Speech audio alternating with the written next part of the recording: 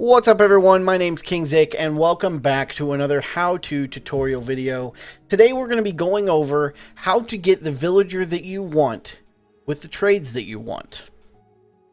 Let's get right into it. First thing that you're going to need is a villager. This guy here, he's not the occupation that I want. This guy's a leather worker. I don't want a leather worker. I don't want you. I want a librarian. Librarians are my favorite. They give you the books that you need to survive. So the first thing that you're going to need after you have your villager is a functioning bed. And as far as I know, the only way for them to refresh their trades on a regular basis throughout the day, not just every once in a while, is for them to have access to a bed. Obviously, they can trade without having access to the bed, but if they can sleep, their trades refresh at the lower price more often.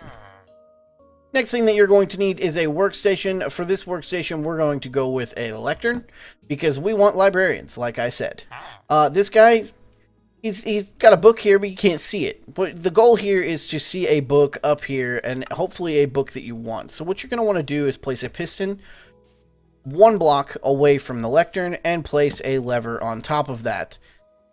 Extend the lever out to go get it and bring it back. And every single time that you move this lectern, this man's trades will refresh. You'll get something different every time, and you can just continue to do this over and over until you get the trades that you want. Here is a Depth Strider 3 for 44 emeralds. Now, that's expensive in my opinion. However, if you have a zombie setup, you could always get that down a lot cheaper if you know how to work with villagers. This next part is very important. You can continue to do this over and over again, and the trades will continue to reset. There's Riptide for 45. You move it, he resets again. This time he's going to reset to Channeling 1 for 5 emeralds. Now, I love going headhunting on my stream, on my solo world. Facebook.com/KingZik for those of you who are interested. So Channeling is a great book, and 5 emeralds is a great price. So what we're going to do to lock in this trade so that if this moves, he will not lose that trade is just to go here and make a trade. Any trade. It can be the paper trade, or you can go ahead and trade for the book if you've got the emeralds. Then once you break that, his trades will not go away. If you move it, he will always have the channeling trade. Make sure, because I'm saying this because I've made this mistake as well, make sure that you have your trade locked in before you move that piston or the workstation, because if you do not, you will be very upset. But we don't want a librarian villager. We want a Fletcher. But we can't do anything about it now because that villager's here.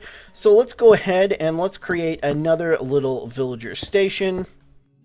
Just like the last one. Perfect. We're going to spawn this villager here. Now this guy is linked to this bed.